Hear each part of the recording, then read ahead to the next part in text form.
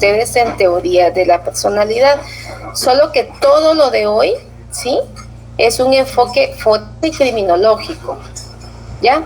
No es clínico totalmente, sino que va en la línea de todo lo que trabajamos los que somos de especialidad. Y bueno, el estudio de personalidad y del comportamiento en la delincuencia es un tema de interés actual, porque la violencia y delincuencia están muy presentes en una sociedad, muy preocupada por ello, por la prevención, ¿verdad? Ese es el objetivo de estudiar la personalidad, el comportamiento, el tema de la prevención, ¿verdad? Porque lo que más preocupa precisamente es que qué medidas puedan estar tomando para poder evitar, ¿verdad? Lo ideal, como les he mencionado, no es tener ya a la víctima en la pericia, sino que lo ideal es evitar que llegue a ser víctima. Entonces, por eso los estudios se realizan con este objetivo.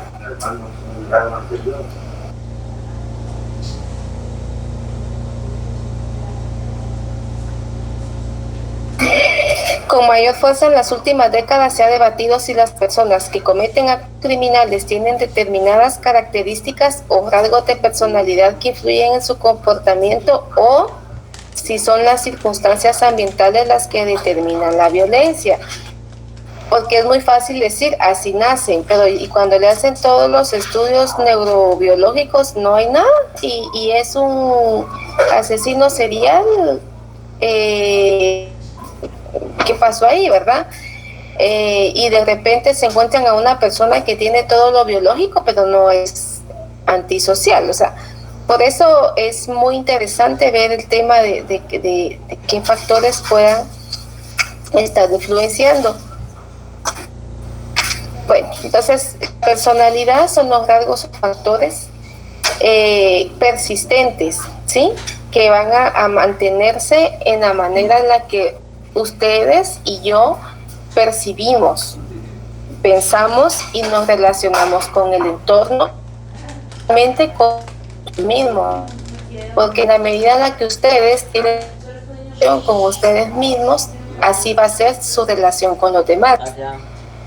Y entonces este modo de mantenerse a lo largo del tiempo y en los diferentes lugares es personalidad, ¿sí? Ustedes pueden tendemos a cambiar, no somos los mismos cuando estamos con nuestros papás, cuando estamos en el trabajo, en la universidad, con los amigos, ¿verdad? Con los amigos somos más extrovertidos, en la universidad también, pero con nuestros papás somos como un poco más tranquilos, hay algunas cosas que no les contamos, tenemos un comportamiento diferente, pero no es que tenemos diferentes personalidades. Sí, esa gama de comportamientos es propio de una personalidad. Acá entramos importante. Tan solo cuando los rasgos de personalidad son inflexibles y desadaptativos y causan un deterioro funcional o malestar subjetivo significativo, constituyen un trastorno de la personalidad, ¿sí? ¿Qué quiere decir esto? Que cuando ahorita más adelante que veamos algunas cosas, ustedes pueden pensar o pueden escribir y decir, Linda, yo tengo eso, o tengo un poco de tal cosa, sí, porque tendemos a tener algunos rasgos de diferentes personalidades, que no es que tengamos muchas personalidades, no, es una sola constituida por diferentes grupos, ¿sí?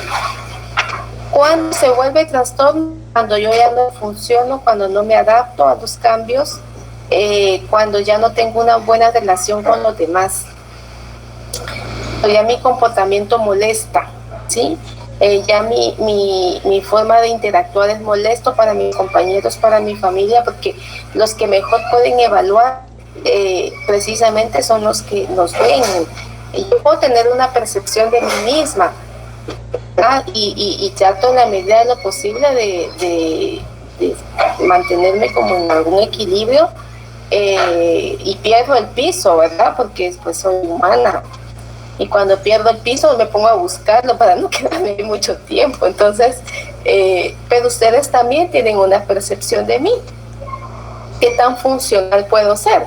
Ustedes pueden decir, Dicta ya que en psicometría fue muy buena, porque es psicometrista, pero no la hace en psicología forense, aunque ella sea psicóloga forense, no la hace, no la entendemos, muy desordenada, muy esto, o sea, puede pasar y por supuesto que es válido, ¿verdad?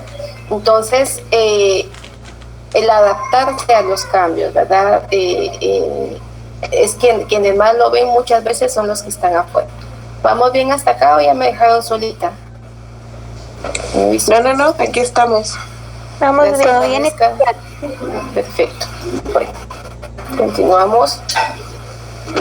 No quiero hablar tanto, si no, no me alcanza el tiempo. Bueno, tenemos las dos contrapartes, ¿verdad? La personalidad normal y la anormal, ¿sí? La personalidad normal va siempre a tener un sinónimo acá que es adaptación. Lo que veíamos, creo que en clase o en psicometría lo vimos. La adaptación, cuando nosotros decimos es normal, no es que haga lo mismo que hacen todos, sino que es normal porque se adapta, ¿sí? Tiene una buena disposición para encontrar una estabilidad emocional y conductual. No es que haya que adivinar de qué carácter amaneció y dependiendo del carácter, así vamos a tener que ver cómo le hablamos o cómo le entramos. No va a tener arrebatos de humor y va a terminar agrediendo a sus compañeros. Hay gente que es muy agresiva en las relaciones laborales, que uno tiene que ponerles un alto. Tuve que decir a una compañera, mira, le bajas o voy a subir a supervisión, porque esa ya es violencia psicológica sutil la que tenés. Entonces, la normalidad va a ir relacionada con la adaptabilidad, ¿verdad?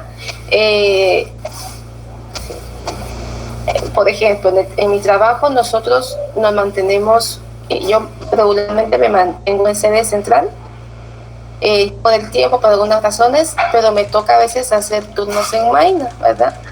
Los turnos en Maina a mí me agotan, yo no soy buena para los turnos y me toca, entonces me peleo con mi jefa sutilmente, digo, mira, yo también hago acá cosas administrativas, pero voy a ir, pero no te emociones mandando. Y pues mis turnos, no sé si los niños se ponen de acuerdo, una cosa así, pero no termino peleando con los niños, ¿verdad? Si a las 4 de la mañana estoy evaluando a una nena, la nena se me estaba durmiendo enfrente en la clínica con toda la razón del mundo, yo no me iba a poner a gritarle, a pelear o decirle, mira, yo también estoy cansada, tú tienes que contestarme lo que yo te digo. No, o sea, la adaptación va a consistir en que tenemos que encontrar la viabilidad para poder funcionar a pesar de los cambios, ¿sí? En cuanto a la anormalidad, falla en esta ruta que tiene que encontrar para poder adaptarse. Entonces, son personas que son extremas, no son tolerables a la crítica, tienen poca tolerancia a la frustración. Entonces, estas características hacen que cuando uno, por ejemplo, uno le llama la atención por algo, se van al otro extremo, no logran como mantenerse en un equilibrio, ¿verdad?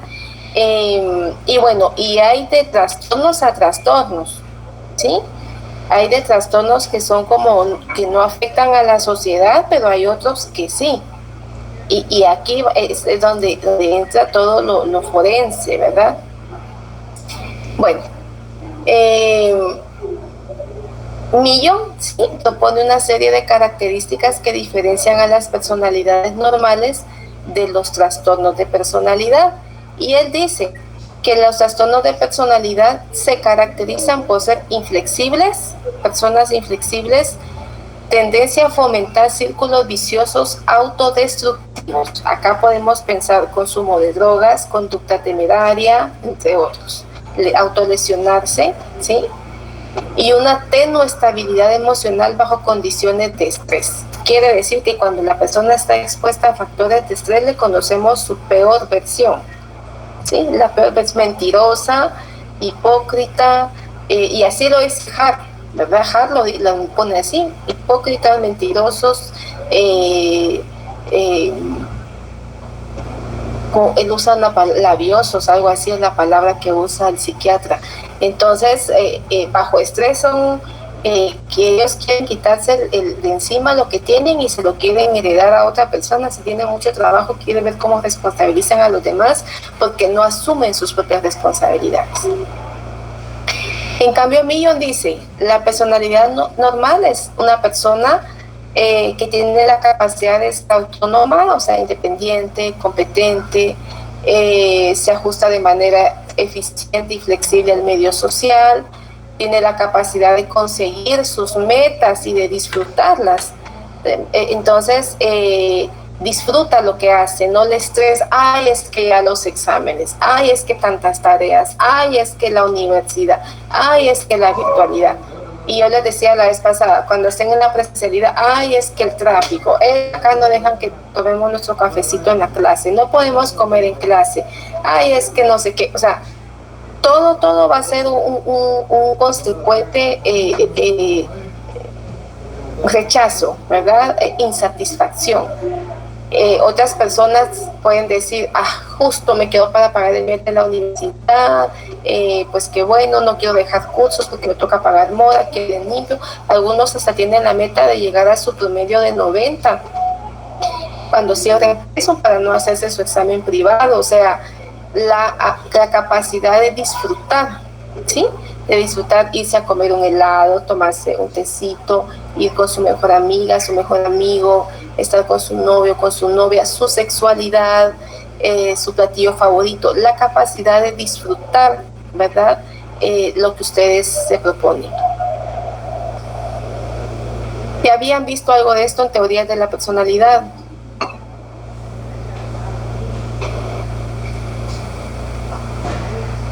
Hola, ¿están ahí?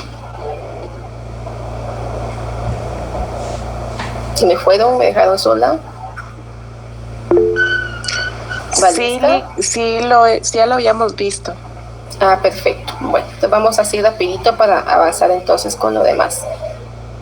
Bueno, una breve descripción clínica de los trastornos, ¿sí?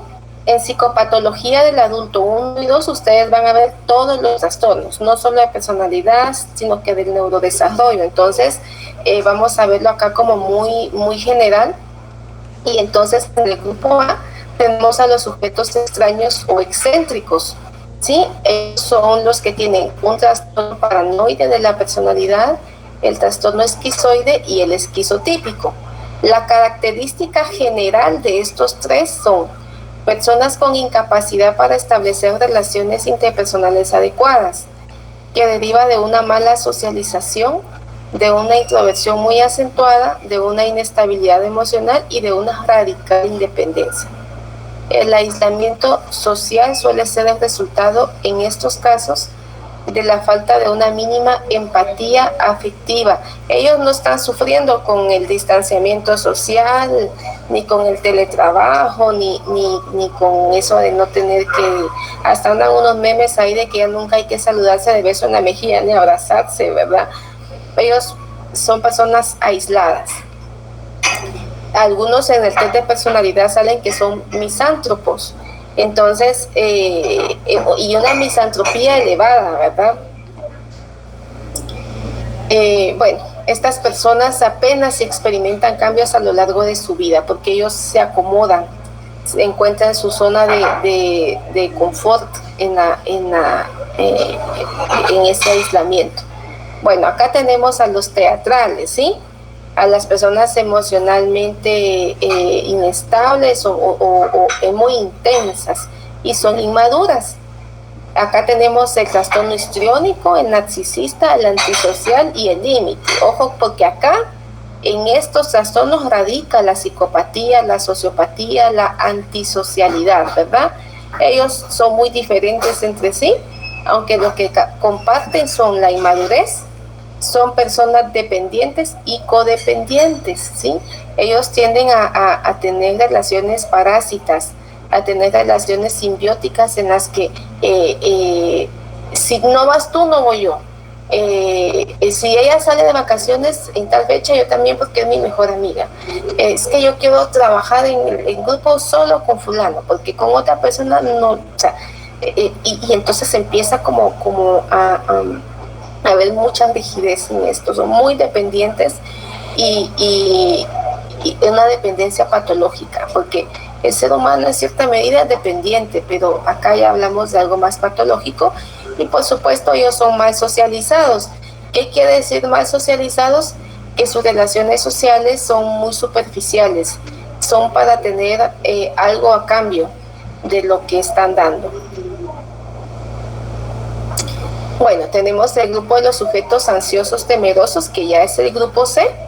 Ellos mantienen un miedo patológico, son muy reactivas emocionalmente, poco tolerantes al castigo, no aprenden de sus experiencias, ¿verdad? Ellos no se benefician de las experiencias del aprendizaje.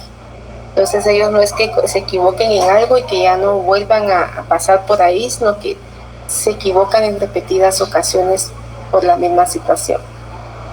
Son evitativas de muchas situaciones y son personas que su equilibrio emocional es muy difícil de alcanzar, ¿verdad? Mucho, por ejemplo, el dependiente se descompensa mucho, tiende a ser también muy celoso, muy obsesivo. Acá se combinan, ¿verdad? Ya hay comorbilidad, entonces se compromete mucho su autonomía. No tienen la capacidad de estar solos, ¿verdad?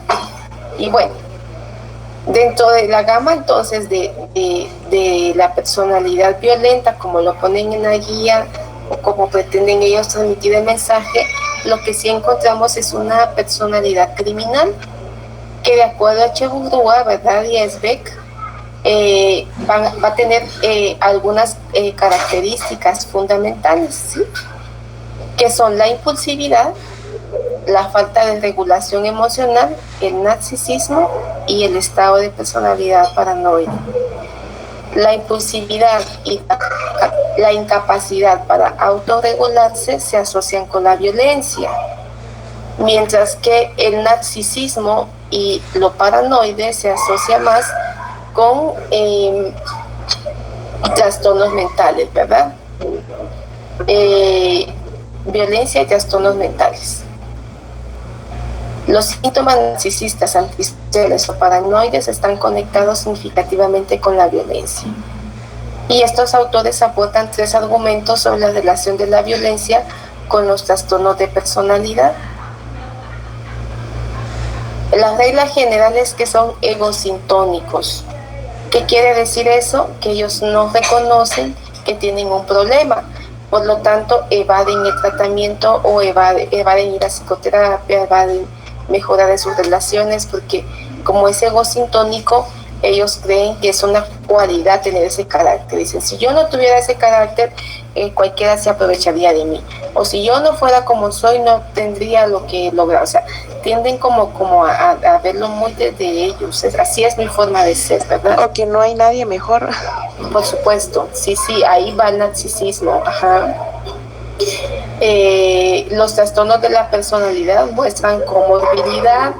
Estas 3 preguntas de privado. La comorbilidad es combinar un trastorno con otro. Licenciada, ¿será que una persona puede tener más de un trastorno? Sí. De hecho, casi siempre este trastorno va combinado con otros.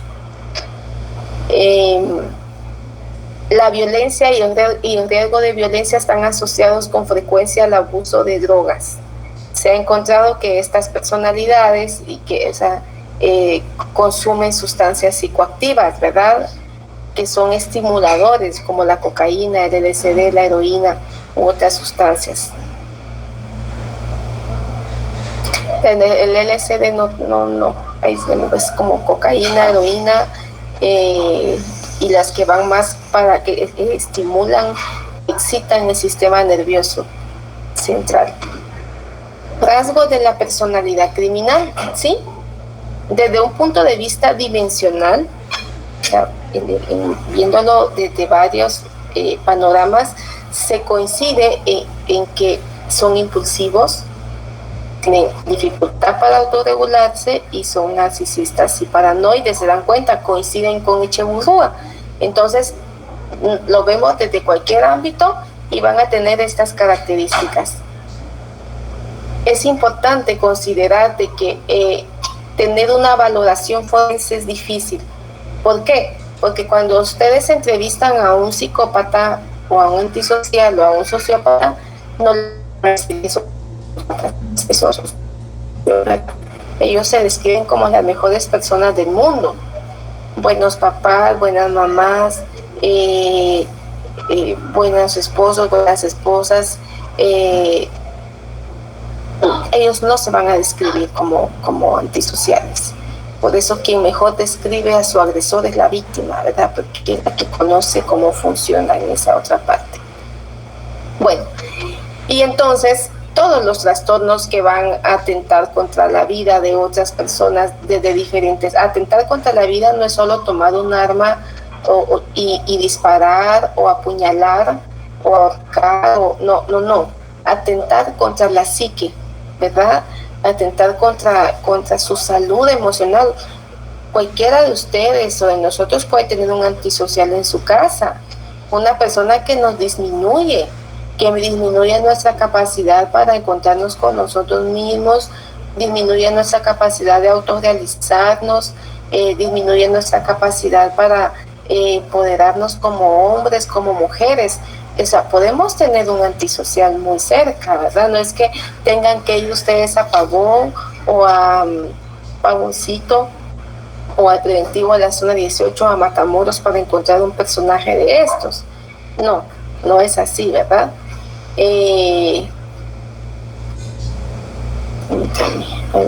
Mari está intentando, ahí está. Entonces, este tipo de personas son hostiles, ¿sí? Son venenosas, ¿sí? Con palabras comunes, son venenosas, son cizañudas, ¿verdad? Causan mucha histeria colectiva, en el grupo, lo pone así como con sensación de inestabilidad, de inseguridad. Mira, van a cambiar de director, plano que nos van a despedir, nos vamos a quedar sin trabajo. Mira, va a haber cambio de gobierno, de plano que todos nos vamos a ir o sea, no ha llegado el momento, ya están desequilibrando a su grupo, ¿verdad? ¿Por qué este ejemplo? Porque no es que tengamos que ver una serie de CSI o de mentes criminales, una cosa así para imaginarnos al personaje. Mentir y engañar forman parte de su naturaleza. Son hombres y mujeres que no asumen su maternidad o su paternidad. Entonces yo lo he dicho muchas veces, ¿cómo un hombre puede venir y sentarse a comer y no sabe si sus hijos ya comieron? Eso es antisocial, ¿sí? Y hay un montón que no pasan la pensión alimenticia, que no se encargan económicamente de sus hijos.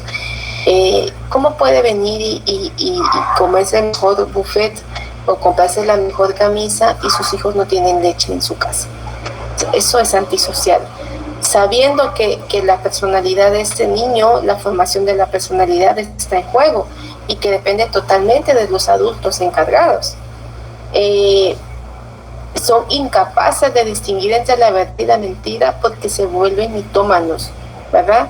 Para ellos ya mentir es parte de su... Y cuando uno los confronta, yo tengo una amiga que es antisocial, les cuento, y otras cosas, no solo antisocial, y se echan sus historias de vaqueros, así que ¿verdad? Y cuando uno la confronta, pero mire usted, yo le digo que sí a todo, va, sí pues, sí, gracias a Dios ya no la tengo cerca.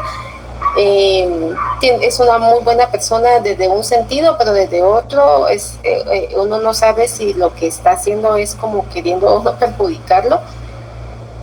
Entonces, cuando yo la he confrontado con otros amigos que tenemos, ¿verdad? Que a veces nos juntamos los tres para comer o algo y la confrontamos. Eso no digo tal cosa, no, pero no sé qué, y se va por otra su historia así, bien fumada, o sea, entonces, y son muy encantadores, porque como le dicen a los demás lo que quieren oír, entonces los demás se sienten muy bien, ¿verdad?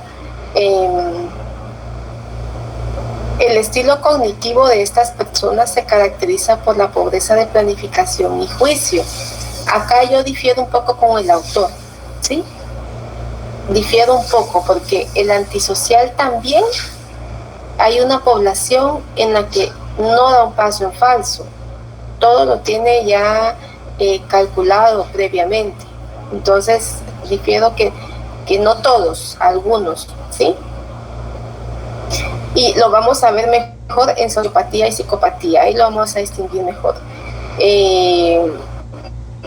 Bueno, no tienen conciencia, ¿verdad? No practican las normas morales más simples, ¿sí?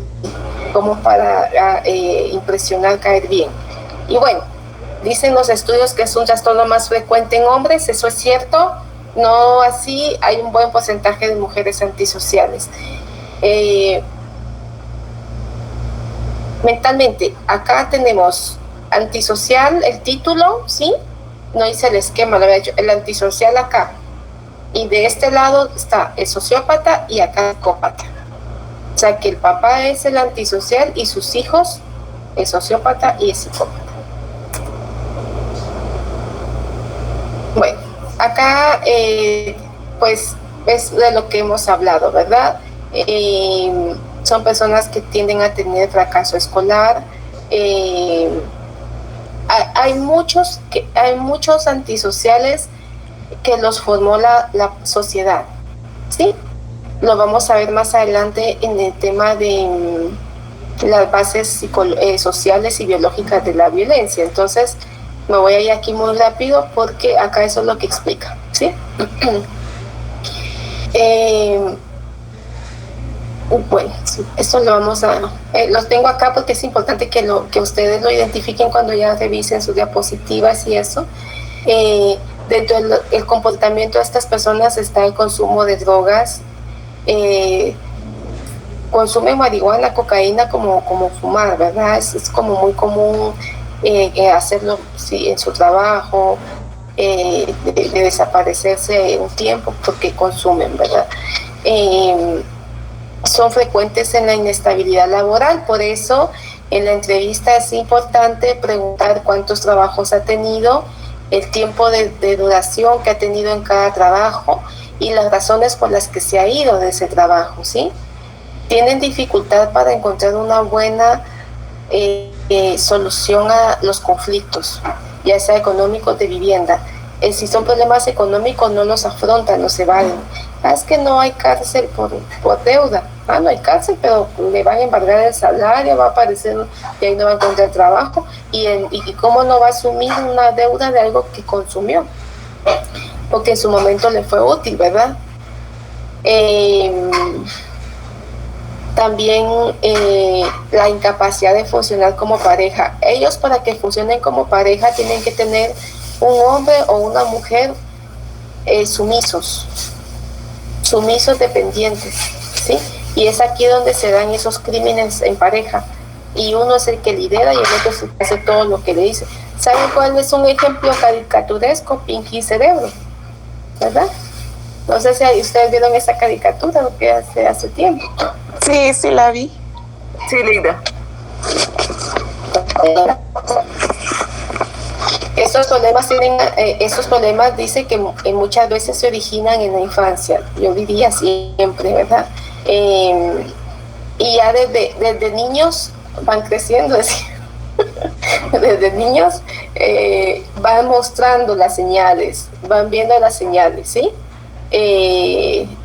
Ustedes cuando ven a un niño que tienen enfrente, que se escapa de su casa, de la escuela, que es mentirosito, que tiene problemas con sus compañeros porque se pelea, se queda con el vuelto, o sea, todos nos quedamos con él. Yo no sé si usted, yo me quedaba con el vuelto muchas veces y me cayeron mis hinchazos por eso, ¿verdad? Pero cuando ya juntamos los criterios de todo esto desde niños, hay que pensarlo, si no en el futuro puede irse por algún lado. No es la regla, pero sí. Pero la psicopatía y la sociopatía, ¿sí? Los hijos del antisocial, ¿se recuerdan? Estos términos se describen a personas que violan de manera flagrante y repetida los derechos de los demás, ¿sí? ¿Cuál es la diferencia? ¿Cuál es la diferencia de estos? El término psicopatía hace referencia a una predisposición constitucional hacia la patología, ¿sí? En cambio, el sociópata se centra más, o bien sus orígenes están muy asociados a una mala socialización. Padres irresponsables, ausentes física y emocionalmente, maltrato infantil, físico, abuso sexual, o sea, fallaron los padres, falló el entorno, falló el Estado que tenía que brindarle educación, familia, áreas recreativas y todo eso falló, ¿verdad? Entonces el sociópata es más el resultado de la sociedad. Cleckley es, miren, en el 76 no andaba nada perdido, el psiquiatra, o sea, él ya andaba muy en lo que ahora nos dicen las pruebas psicométricas, son encantadores, y vieron acá, muy inteligentes. Yo por eso dudo de que el psicópata es, cuando nosotros venimos, él ya dio 5 vueltas, ya lo tiene todo. ¿Y saben qué? Son tan encantadores o tan encantadoras que nosotros embobados con ellos. Yo no sé si a ustedes les ha pasado, ¿verdad? A mí me ha pasado. Yo he evaluado a unos personajes que yo digo, ay, esas, como dice el dicho, esas pulgas no caen en mi petate. Ahora sí hablamos con las compañeras, son encantadores los personajes. Son superficiales, ¿sí? No son, ellos tienen una falsa empatía, ¿sí? Una falsa empatía es que aparentemente se preocupan por los demás, pero no es cierto. Carecen de culpa o de remordimiento. La conducta indica poco plan u orden en la vida, ¿sí? Algunos que son bien planificados y otros que uno no los puede predecir porque como no comparten con los demás, no sabemos qué es lo que ellos tienen, y regularmente también tienden a irse aprovechando de quien van encontrando en el camino. Saben que quieren llegar alto, no saben cómo, pero lo que van haciendo es aprovechándose de cada eslabón, ¿verdad? Inestables, hipócritas y mentirosos, ¿sí? Fingen sentimientos emocionales para manipular a los demás. Las relaciones sociales son inestables y de corta duración porque a ellos no les interesa tener una amistad de años. ¿Por qué? Porque no quieren que los conozcan, ¿verdad? Quieren mantener una personalidad falsa o una impresión falsa. Harder, que también Harder es de los estudiosos de la psicopatía, los describe como depredadores sociales, ¿sí? Voy a dar una conferencia de asesinos seriales, una cosa espantosa, no sé por qué acepté darla, pero son depredadores sociales y los psicópatas son antisociales. Entonces ellos encantan, manipulan y se abren caminos sin piedad a lo largo de la vida, dejando un amplio rastro de corazones rotos, expectativas hechas trizas y billeteras vacías. Así, el autor no lo puede describir mejor, ¿verdad? Acá también él dice que no tienen empatía, que hacen lo que les place, que violan las normas y expectativas de la sociedad sin el más mínimo sentimiento de culpa o remordimiento. Se quedan con el dinero del pueblo, o sea, la gente se está muriendo en sus comunidades y ellos dándose una vida de lujos. Ahora bien, de acuerdo con la revisión de la literatura y el análisis longitudinal y transversal realizados, no todas las personas que tienen criterios de una personalidad antisocial van a estar inmersos en la criminalidad, ¿sí? Y no todos los criminales van a tener un diagnóstico clínico patológico. Pueden coexistir otras personalidades implicadas en las que delinquen y que no necesariamente es un sociópata o un psicópata. Por ejemplo, el dependiente, ¿sí?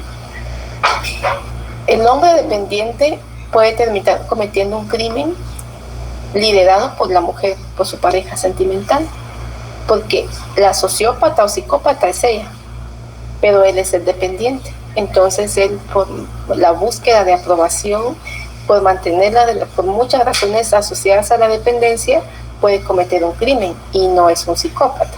O sea, ojo con esto, ¿sí? Bueno, ¿vamos bien hasta acá? ¿Están conmigo? ¿Despiertos? Sí, aquí estamos. Lick, solo no entendí por qué Pinky y Cerebro también se podría ver en eso, porque uno mandaba y el otro solo cataba órdenes. Sí, no, porque Cerebro es el que dice que van a conquistar el mundo y es el que mentalmente arma todo, pero a quien pone a hacer las cosas es a Pinky. A Pinky. Ajá. Entonces, si lo vemos ya, no estoy diciendo que la caricatura lo sea, ¿verdad? Pero es un buen ejemplo, porque entonces el sociópata o psicópata sería Cerebro y Pinky es el dependiente, el que no es muy inteligente, el que solo sigue órdenes.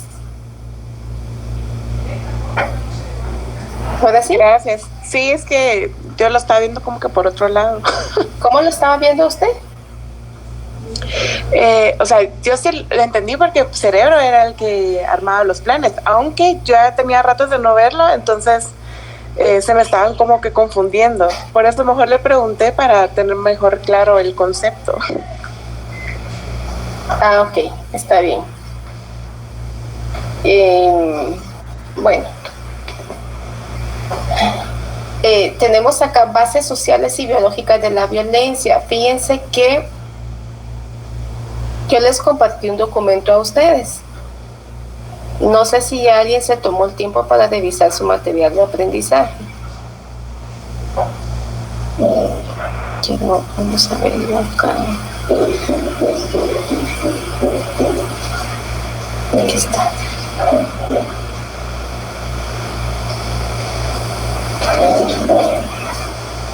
Y ahora para compartir en PDF le doy aquí en una ventana. No así me aparece aquí en una ventana.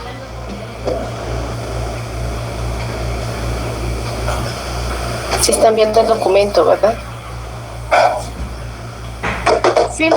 Sí. Bueno, yo les compartí este documento que no, esto no es de la guía. Fíjense que Bertone, Matías Bertone, aparte de ser un guapo, un argentino guapo, yo acabo de graduarme de una subespecialidad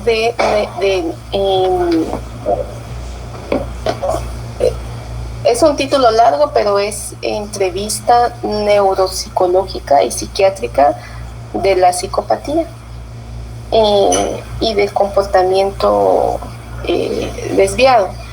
Y dentro de los documentos, de hecho fue un documento que venía en uno de los exámenes finales del diplomado.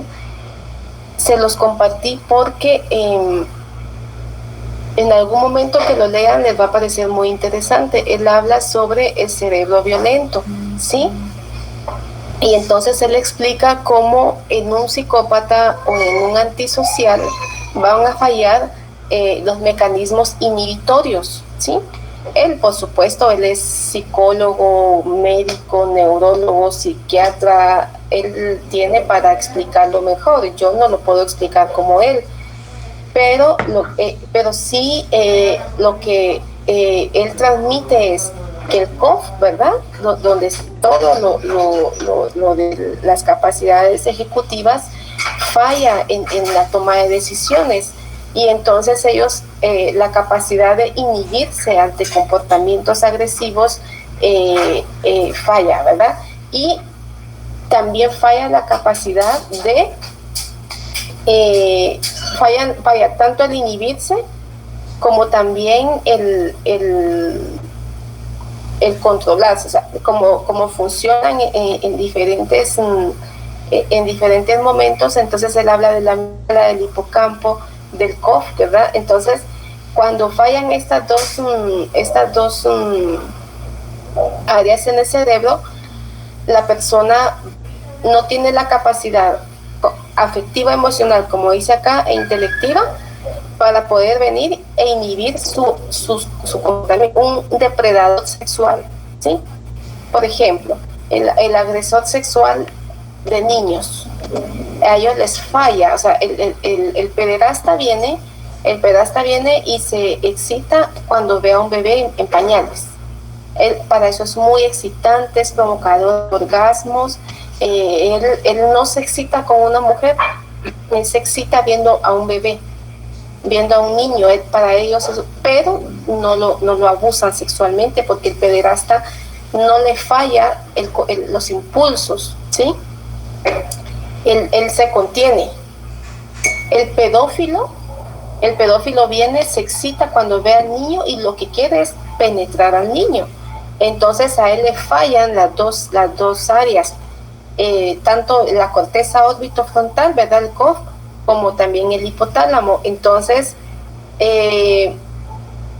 eso pasa con el psicópata. El psicópata no tiene cerebro, cuando tiene una base biológica, en todos los estudios que han hecho de neuroimagen, se encuentra como las áreas del cerebro han sido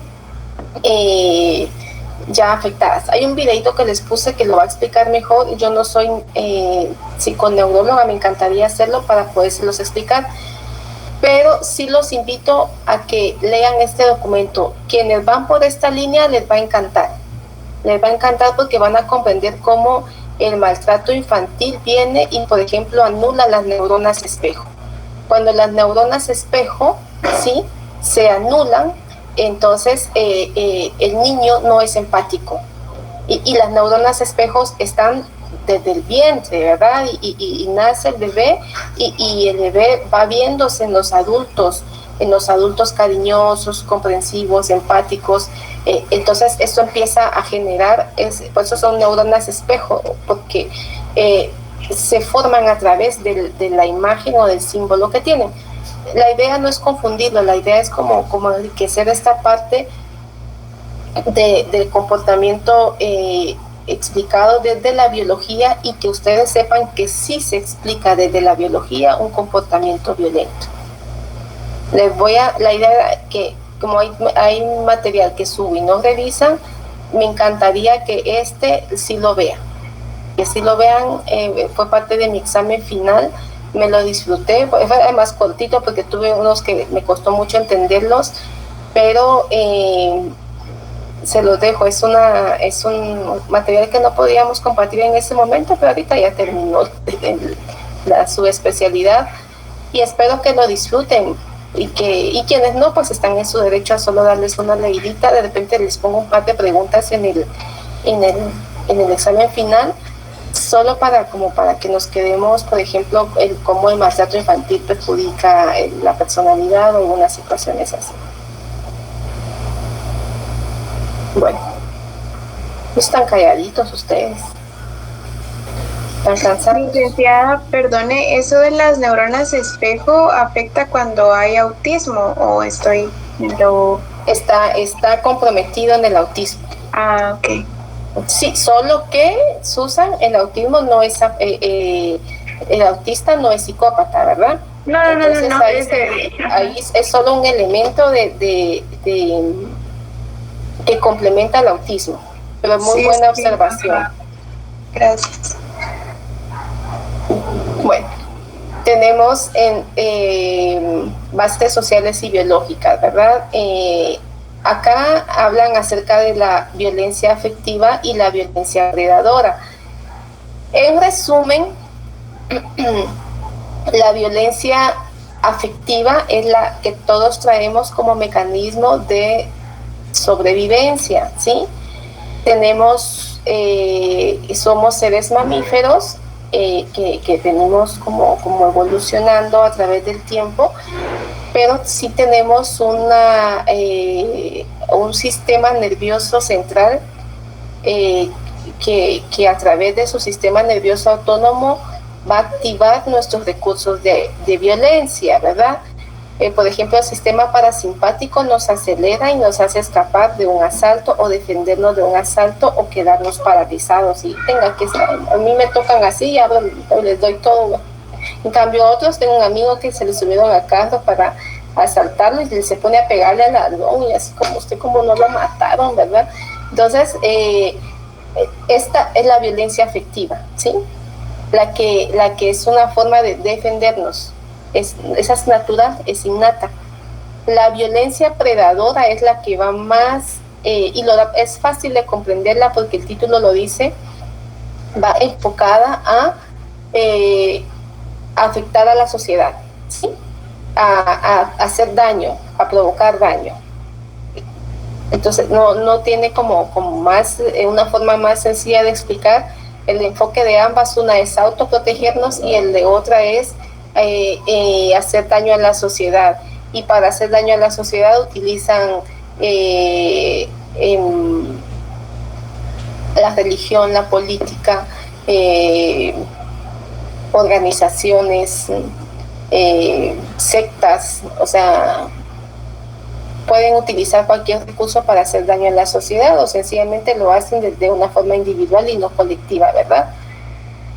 De acuerdo con lo referido con la doctora Vázquez Mezquita, que es el libro que les compartí, ¿sí? En la vida cotidiana y sin necesidad de pensar en delincuentes que están encarcelados, encontramos violencia predadora en la escuela. Por ejemplo, en un maestro que la ejerce dentro de sus funciones sobre sus alumnos humillándolos, la de un jefe, la de un líder religioso que dejan a su paso, si no cadáveres físicos, sí víctimas psicológicas, a veces dañadas para siempre. Recuérdense, psicólogos, ustedes no van a estar en una morgue o dentro de la especialidad de tanatología viendo el daño físico de una escena del crimen. Ustedes van a estar, quienes vayan por esta área, viendo el daño psicológico que dejan estos predadores a sus víctimas. Y clínicos, a su clínica no va a llegar gente que esté sana. Fíjese que vine a terapia porque pues hoy pensé que debería, no. En un buen porcentaje de su clínica va a llegar gente lastimada, gente que fue castrada emocionalmente. Entonces, ustedes se van a encargar de el daño psicológico desde la clínica, a pesar que el daño psicológico es un término que solo existe en la ley y que no existe en la clínica, pero cuando ya hablamos de pacientes que van porque sufren violencia por parte de sus papás, de su esposo, porque tienen un mal carácter, por muchas razones, la causa de todo eso que puedan estar sintiendo puede ser el resultado del maltrato que sufrieron en su niñez. Entonces, trabajar con ellos, como dice Jung y como les compartía la vez pasada, es trabajar con el alma, con seres humanos, ¿verdad? Entonces, ustedes van a ver el resultado de estos predadores, ¿sí? Esta violencia casi siempre oculta se ejerce sobre las personas más débiles, ojo con eso, por su posición social o sus características de vulnerabilidad psíquica o psicológica, ¿sí? En la vida cotidiana interactúan personas violentas que se encuentran adaptadas socialmente. Lo que caracteriza la violencia de estas personas, en contraste con la violencia que cualquiera puede ejercer en un momento dado, es su aparente falta de motivo, su brutalidad, y en el que la ejerce no experimenta remordimientos. Es decir, no se trata de estallidos de cólera más o menos circunscritos en el tiempo. Quienes son mamás o papás o bueno hijos, ellos como hijos se han dado cuenta que sus papás a veces gritan y le dicen muchas cosas, pero es porque posiblemente se rebasaron, porque ya no encuentran recursos para lidiar con la situación, pero no es que esté circunscrito a ellos el estarlos maltratando, ¿verdad? A diferencia de estas otras personas que están humillando constantemente a los demás. Y humillar no es solo gritar, muchas veces la violencia es sistemática y es muy sutil, ¿verdad? Bueno, acá lo que les decía, de alguna manera la motivación afectiva de la violencia es más adaptativa, ¿sí? menos premeditada y responde a parámetros de supervivencia más ligados a lo biológico que a lo social, ¿verdad? Porque pues es la que traemos innata. Bien entendido que el ser humano es social y un aspecto y otro se encuentran unidos de forma indisoluble.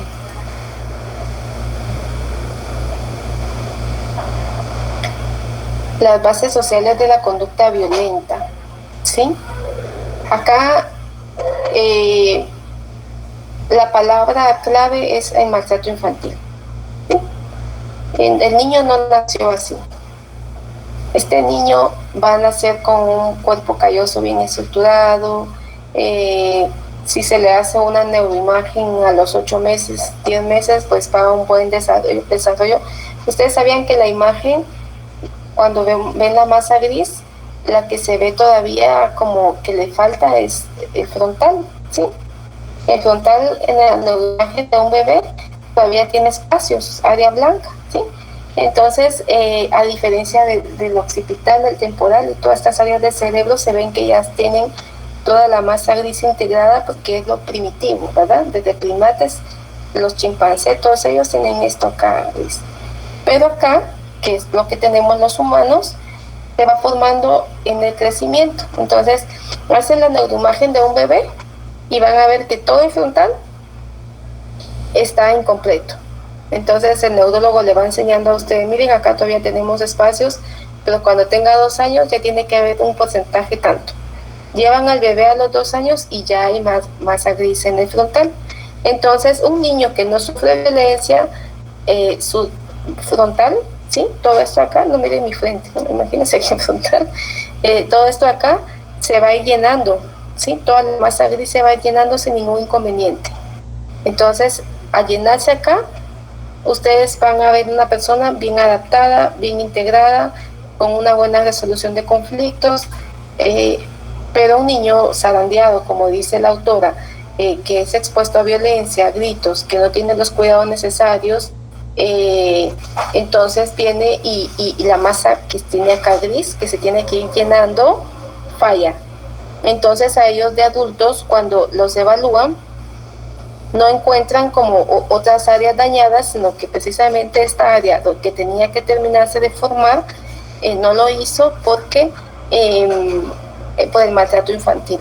El maltrato infantil, en que incluye ofensas verbales, agresiones físicas, la fuerza a los niños hay que darles sus hinchazos, sí, pero la fuerza de los hinchazos, ¿verdad? Ahorita en el turno que tuve de madrugada, la niña que casi no me hablaba a las 4 de la mañana porque estaba igual de yo, así de que ya no mucho, tenía el cable marcado en sus piernas, ¿sí?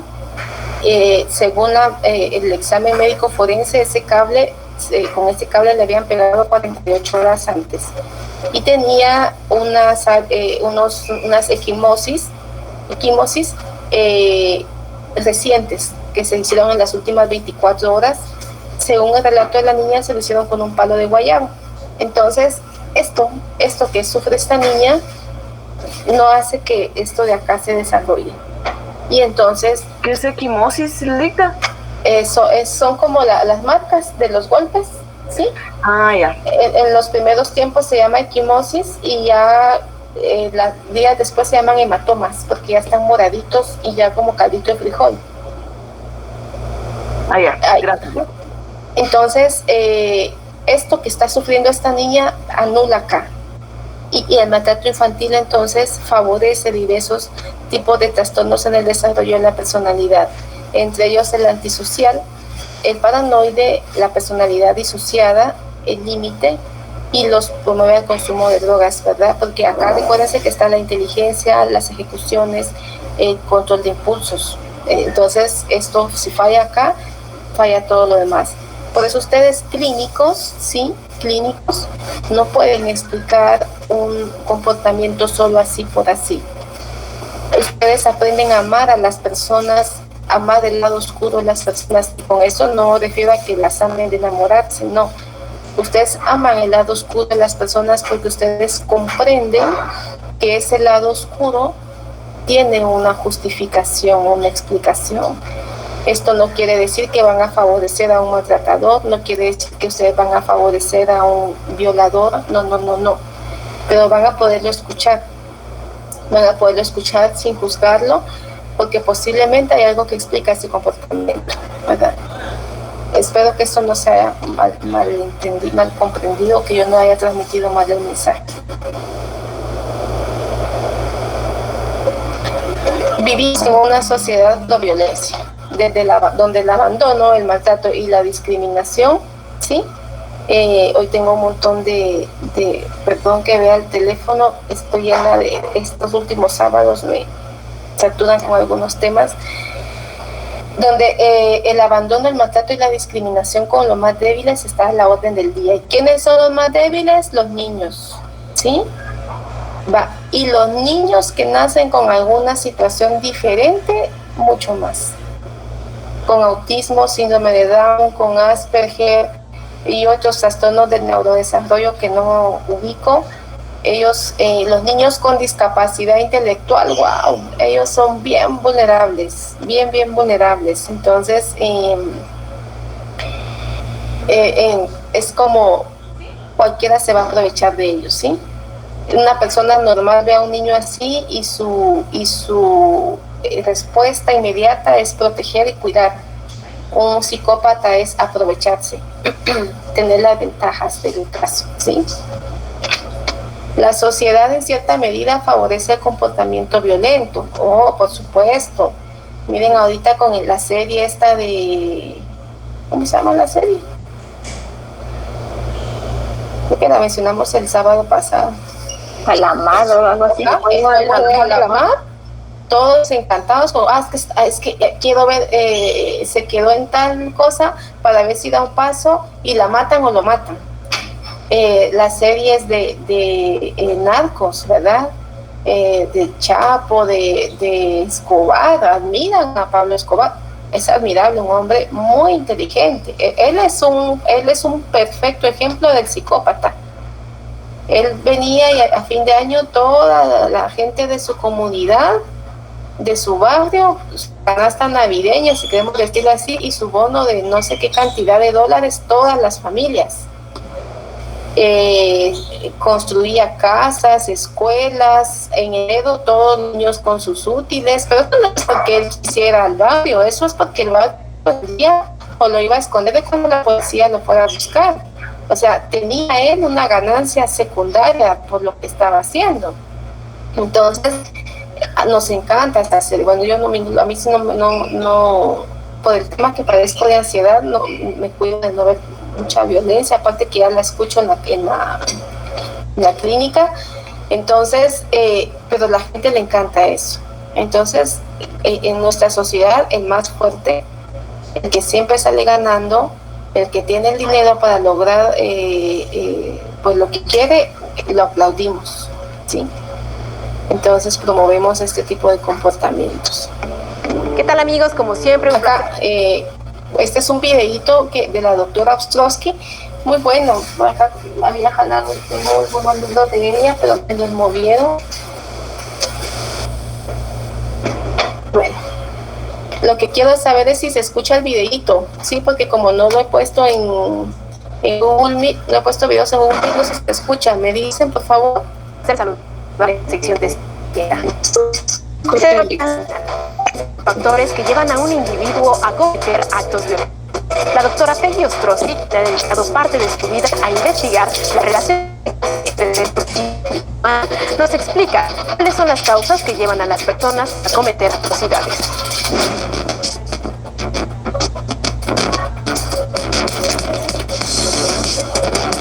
La violencia es una agresión hipertrofiada, es una agresión que tiene la intención de causar un daño físico, psicológico, y esa es la que hace mucho daño. Lo que es importante es que hay que entender que la agresión y la violencia son diferentes, y creo que la gente confunde esos dos términos. Entonces, agresivos todos somos agresivos, tenemos un sistema biológico para responder con agresión, para defendernos del ataque, para que las madres puedan defender a sus críos. La violencia va a ser producto de factores de riesgo individuales, familiares. Los estilos de crianza tienen mucho que ver De acuerdo con evaluaciones neuropsicológicas, experta en trastornos de comunicación y biomedicina, realizó en prisiones con criminales como la Mataviejitas, el caníbal de la Guerrero y Ponchis, el niño sicario, el factor familiar de sufrir violencia a edad temprana influyen en la creación de una mente asesina en 3 periodos importantes: a los 3, a los 5 y a los 13 años. Si un individuo es violentado en ese periodo, genera estrés y este produce un exceso de cortisol en el organismo que afecta el desarrollo y la maduración de estructuras como el hipocampo y la amígdala. Es una pequeña estructura uno y en otros mamíferos con el procesamiento del miedo. Los escucho. Hola, ¿se escucho? O pregunto dedocráticamente.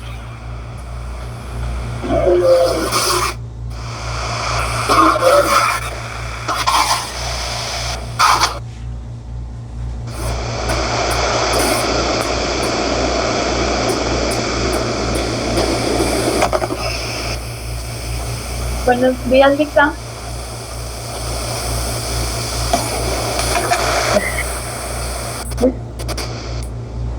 Hola, buenos días, Eunice, ¿la escucho? Sí, es que... Pame, ¿quién era? No me cambié el nombre. Bueno, a mí me pareció muy interesante lo que ella explicaba de que las personas se encariñan con los objetos, como ella explicaba, se apegaba a los objetos como a las computadoras o a los automóviles. Y yo tengo una amiga que sí, que a todo le pone nombre, que le pone nombre a computadora, que le pone nombre a su teléfono, incluso le pone nombre hasta a sus peluches. Entonces es interesante ver cómo nuestro cerebro acapa toda esta atención o información o lo apega a ciertos objetos. Y eso al despegarnos, creo que nos causa dolor, aunque sean objetos inmateriales sin vida. Causa un daño dentro de nosotros. Pienso yo, pues. Eso sería como que mi opinión. Gracias, Pame. Bueno, pero eso es la antítesis de lo que también explica la doctora, que el psicópata cosifica a las personas. O sea, las trata como cosa.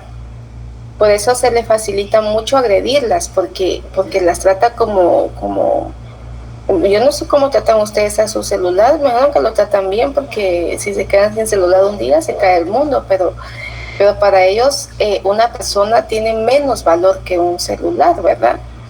Entonces, otras personas, decía ella, que le ponen nombre a las cosas porque le tienen cariño, ¿verdad? Y a diferencia del criminal, que lo que hace es que a las personas les quita el cariño y las cosifica, las trata como cosa. Bueno, ¿alguien más que desee participar? No participa porque nos perdimos. Licenciada, a mí me pareció interesante la parte donde decía que a los 3, 5 y 13 años como que los niños, dependiendo de qué experiencias vivían, me pareció interesante porque yo tengo 2 sobrinitos, ¿verdad? Entonces, mi hermana sí me molesta a mí porque dice que yo soy muy como cuidadosa, ¿va? Y ellos no son así con mis sobrinos, entonces sí, a veces sí me enoja que les hablen así de cierta manera, porque siento que es como que se están formando ellos, ¿verdad? Ellos están pequeños, pero como ellos no estudian psicología, entonces esa es una parte que me parece bastante interesante, más por eso que tengo a mis sobrinitos de edades. Sí, y bueno, no todos los papás tendrían que estudiar psicología, ¿verdad?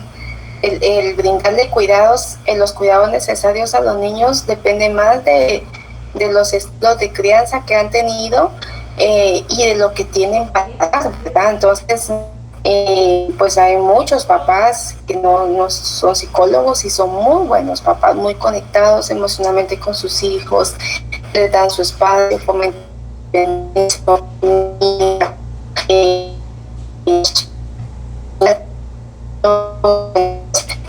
tiene mucho con los estilos de crianza realmente, ¿verdad? Bueno, acá nos pide la guía hablar sobre algunas teorías, ¿sí? Millo, que ustedes ya lo han escuchado, él pues resalta mucho porque él no solo habla de la personalidad, sino que él es el que empieza a medir la personalidad. Es el que empieza a decir, bueno, si la misantropía está de 0 a 20, pues está bien, ¿verdad? O sea, un nivel bajo es esperado, ¿verdad? Un 20 es así como, bueno, hay personas que le desagradan, pero está bien. Pero si la misantropía está de 80 a 100, a esta persona no le gusta la gente. O sea, es todo lo contrario a las personas que quieren ayudar a los demás, que tienen fundaciones, que andan viendo en qué suman a la sociedad, ¿verdad? Entonces, el misántropo es todo lo contrario. Entonces, Millón viene y empieza a medir, ¿sí? Y de los 5 grandes de él viene y habla, hacen el test de 16 factores de personalidad que se recuerdan, lo vimos en psicometría. No me recuerdo si vimos el de niños o el de adultos. También viene el MMPI 2 o el MMPI, ¿verdad? El clínico, que ha hecho ya varias actualizaciones. Entonces Millón empieza a medir y empieza a medir y decir, irritables, todos somos irritables. O sea, no todos, o sea, todos en algún momento nos sentimos irritables, de mal humor, no queremos hablar con nadie. Suspicaces, tenemos algo de suspicacia, desconfiamos, hay personas que nos generan un poquito así como que no nos cae bien. Rumiación o alta resonancia emocional, tenemos días difíciles, ¿verdad? Más cuando hemos estado expuestos a mucho estrés, a muchas malas noticias, cuando un proyecto no nos sale bien. Entonces vamos a tener dificultad para autorregularnos, necesitamos ir con nuestro terapeuta, hablar con nuestra amiga, hacer más tiempo en el gimnasio. Baja autoestima, yo no sé cómo están ustedes de su autoestima, pero yo siento que a mí me falta, ¿verdad? Entonces, todos vamos a tener estos elementos. La diferencia es el volumen y la cantidad con que tengamos estos elementos. Como están medios que no sé cómo estamos, voy a ir más rapidito porque ya estén durmiendo. Bueno, de estas 4 características que habla Millón, de la irritabilidad, la dificultad para autorregularse, la suspicacia y la otra que es la rumiación, vienen y hablan los autores de estilos de la personalidad que son más potencialmente agresivos, ¿sí? O sea, ¿qué personalidades o qué trastorno de la personalidad puede ser más agresivo? Está el antisocial, que es el número 1, ¿verdad? El antisocial sí es el que se lleva la medalla. El sádico, por supuesto, da una característica que disfruta del dolor de los demás. Y no solo imaginémonos a un asesino, hay personas que el silencio es la mayor manifestación de violencia. Y cuando castigamos a nuestra pareja, a nuestros hijos, a nuestros amigos con silencio, eso es un poco grosero, hay que pensarlo, porque más vale decir las cosas por su nombre, poner los puntos sobre las i, que practicar este tipo de violencia. El negativista, ¿verdad? Que es también es una personalidad altamente agresiva. El negativista desafiante, ¿verdad? Es un comportamiento que se da mucho en la niñez y por supuesto de adulto. Desafía mucho la autoridad, son resentidos.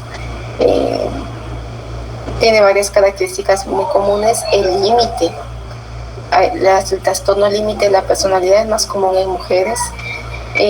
Son personas que son muy inseguras, ¿verdad? y su estado de ánimo es muy lábil, muy variable. En un momento varía en una situación, en otro, o sea.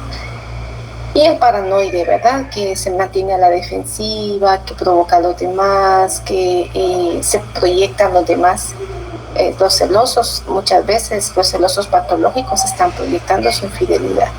No siempre es así, pero hay algo de eso, ¿verdad?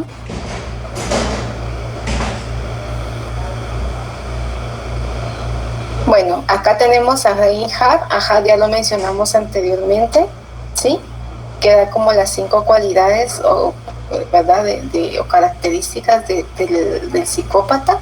Y acá pues hace referencia a estos autores cuando ya se integran a la ausencia de nerviosismo o manifestaciones neuróticas. ¿Qué quiere decir? Ellos cometen un delito, cometen algo, hacen algo y no se ponen ansiosos que lo van a encontrar, que ellos lo hacen a sangre fría. No hay alguna emotividad en ellos, ¿verdad? Ausencia de manifestaciones psicóticas. Recuerdan que el psicótico es el que pierde el contacto con la realidad, ¿sí? Como el esquizofrénico. El psicópata no, él está muy conectado con la realidad. Mantienen un encanto superficial y habilidad para racionalizar su pensamiento. O sea, son inteligentes, ¿verdad? Luego tenemos a Clecke, que ya lo habíamos mencionado también. Él tiene un libro muy bueno que se llama La máscara de la conducta, ¿sí? Y él tiene 16 criterios para hablar sobre la conducta antisocial, ¿verdad? Cuando ustedes pues vean su material o vean la presentación más despacio, van a ver los 16 criterios que van muy de la mano con lo que ya han manifestado los otros autores.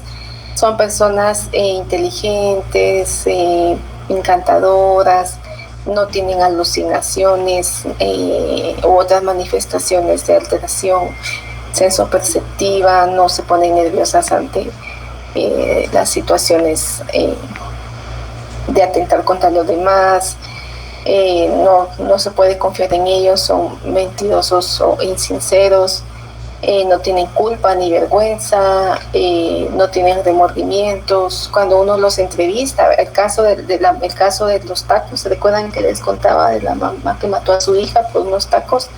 Uno platica con ella cuando a veces hay que irla a evaluar al centro de privación y no tiene remordimientos por haber matado a su hija, ¿verdad? No aprenden de sus experiencias, son egocéntricos patológicamente, incapaces de amar. Su amor es muy superficial, ¿sí? No tiene reacciones afectivas primordiales, pérdida específica de intuición. Son irresponsables en sus relaciones interpersonales, son fantasiosos. Las personas que se dedican a la estafa cibernética con tarjetas de crédito y todo eso, lo que buscan es cumplir con esas sus fantasías de tener todo lo que no tuvieron en la niñez, ¿verdad? Amenazas de suicidio raramente cumplidas. Si me dejas me mato, pero yo sé que si lo dejan o la dejan no se va a matar. Su vida sexual no es no va con emociones, es impersonal, es solo para satisfacer una necesidad. Tampoco está integrada y obviamente son pues impulsivos. Acá tenemos una imagen, ¿verdad?, sobre la escala de Hart. Entonces ellos van llenando los criterios a través de varias preguntas y se va viendo la necesidad con el paso del tiempo de tener escalas que puedan medir la psicopatía para poder explicarlo ya no forense, porque nosotros los forenses ya tenemos que ir a debate y hablar al juez acerca de por qué consideramos una situación. Obviamente no aplicamos ya una escala como estas porque las escalas son de uso libre, sino que tenemos que aplicar de psicométricos más enfocados, ¿verdad?, a la actualidad. Por último, su guía pide que se les mencione el tema de los agresores en serie, ¿sí? Agresores en serie pueden ser asesinos en serie, violadores en serie, robadores, asaltantes en serie. Es una persona que va a hacer reiteradamente su conducta delictiva. no es un delincuente ocasional, no, es un delincuente ya, pues así como lo dice la palabra, reincidente, ¿verdad? Ellos, por ejemplo, el asesino en serie se cree Dios, ¿verdad? De que él quita la vida cuando la quiere, y de hecho veía un documento y decía que ellos disfrutan que la persona ruegue por su vida. Eso los estimula mucho, que rueguen por su vida. Para ir finalizando, unas chicas que evalué hace años sobre unos violadores en serie que andaban en Occidente, San Marcos, Totonicapán, Quetzaltenango. Ya fue a debate, el caso ya fue juzgado, pues eso los menciono. Entonces eran 4 tipos que andaban en un carro supuestamente haciendo como viajes, como llevando a la gente a las comunidades, captaban a las señoritas y el modus operandi será el mismo, ¿verdad? Las abusaban adentro del carro, y una de ellas me dice, de los 4, uno de ellos, ella el último, ella me dice, mire, yo ahí sentí que me iba a morir. Era tanto el dolor que estaba experimentando que ya no le dije nada, ya no supliqué por mi vida. Y dije, si me voy a morir, pues ahorita me muero, ¿verdad? Ya no tuve la fuerza para patalear ni para nada. Y el agresor con ella no le hizo nada, o sea, no la violó.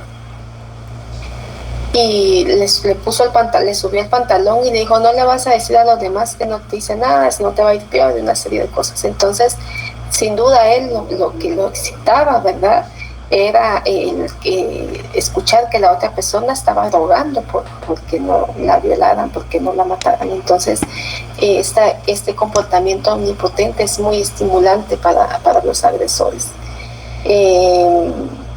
Y pues los agresores en serie van muy asociados tanto al asesinato como a los delitos sexuales.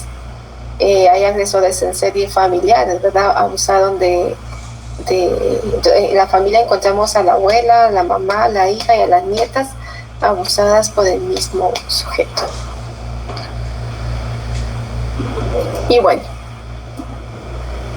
no sé si tienen dudas. ¿Todo claro o todo inclaro? Pues más que dudas, solo quería comentar que hace poquito, no sé, me sentí con esta clase así bien, no sé, pero a mí sí me afectó mucho.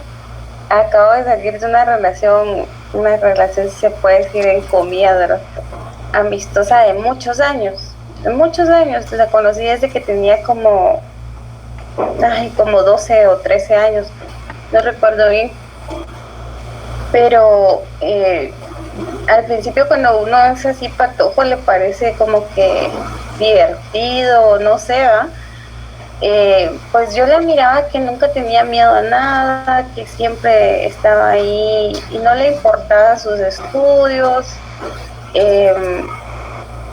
La verdad yo a veces decía, pero solo me lo decía a mí misma, ¿cómo gana? Pues que no hace nada. Y uno siempre trata la manera pues de esforzarse, ¿no? Se relacionaba mucho con personas con problemas de alcohol, drogadictos y personas así, pero ella, si ustedes la miraban, era normal, o sea, se vestía bien, trabajaba, ahorraba, intentaba buscar sus cosas. Cuando tenía 17 ya había ahorrado para un carro. Así, la verdad no me parecía tan mala persona.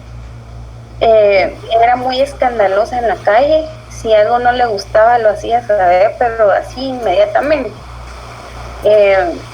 Pues al final se quedó con una persona que es drogadicta, tienes un combo completo, ¿verdad? Ladrón, drogadicto, borracho, de todo. Pues no entiendo cómo se fue a relacionar con esa persona. Pues ella me seguía buscando, ella tenía mi familia y todo, y ella me seguía buscando.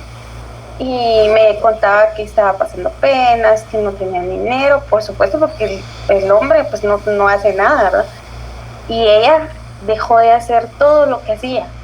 Se acomodó a esa situación y tuvieron un hijo. Y entonces yo le dije, ¿sabes qué? Trabaja, si te están dando trabajo en esa cafetería, dale y yo te ayudo a cuidar a tu hijo. Es que yo no soy buena mamá. Entonces siempre se hacía como que la víctima. Y me contaba sus peores cosas y a mí pues no me costaba nada ayudarla. Y el nene lo cuidé como 2 años. El nene estuvo, no sé, su calmado, era muy obediente, le gustaba pintar, dibujar, el niño todo bien. Pero cuando ya lo dejé de cuidar al tiempo, los volví a ver. Y siempre los miraba así como de lejitos, pero un día me dice, mira, ¿será que lo puedo dejar 3 días? No aguanté. No aguanté porque el niño no le podía decir uno nada, pero así nada, porque yo no acostumbro a pegar ni a regañar, pero él empezaba a dar unos gritos así terribles. Después ella vino por él esa noche y se empezaron a pelear entre los dos, hacían maltratarse y se pegaban como que fueran hermanos, no sé. Después un día me contó el niño de que había matado a un gatito y de que, pero primero me la contó su mamá y que ella no estaba ese día, que se había ido a la tienda y lo había dejado solo. Pero el nene cuando me lo contó exactamente con las palabras de su mamá. Ese segundo día. Me recuerdo que al siguiente día yo lo vi sentadito y no quería comer.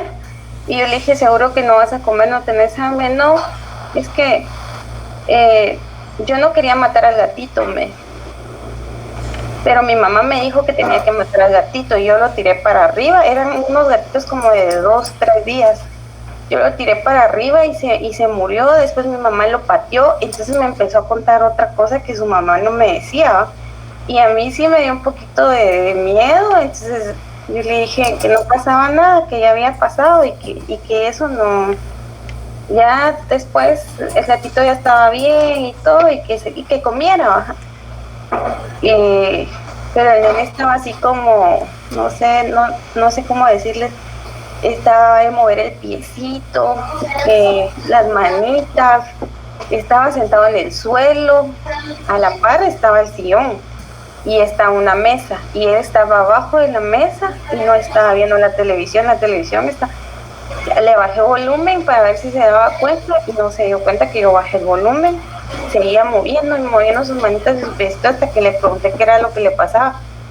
De ahí empecé a ver más actitudes y ahorita que mencionaban todo esto de la personalidad, de los problemas, los trastornos, me vienen a la mente y hacían como que match cada cosa que ella hacía. A su hermano era tantas las cosas, le robaba, les mentía, les decía que le habían asaltado, le habían robado y me decía, mira, es que hoy tengo dinero porque le dije a mi hermana Ruth que me habían quitado el carro, le dije que me habían venido a extorsionar.